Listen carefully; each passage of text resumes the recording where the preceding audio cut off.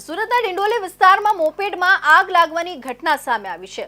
યુવક ડિંડોલી વિસ્તારના ભીમનગર બ્રિજ પરથી પસાર થઈ રહ્યો હતો।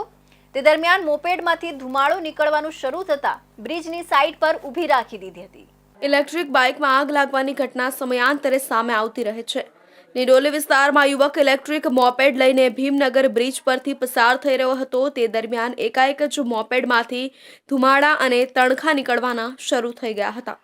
મોપેડ વધુ ગરમ થાય તે પહેલા જ યુવકે પોતાનો જીવ બચાવવા માટે એક તરફ ઊભી રાખી દીધી હતી અને પોતે નીચે ઉતરી જાય ફાયર વિભાગને કોલ કર્યો હતો। યુવક દ્વારા ફાયરને જાણ કરાતા તેની સાથે જ ડિંડોલી ફાયર દ્વારા ઘટના સ્થળ ઉપર પહોંચીને આગ ઉપર કાબુ મેળવી લેવાયો હતો।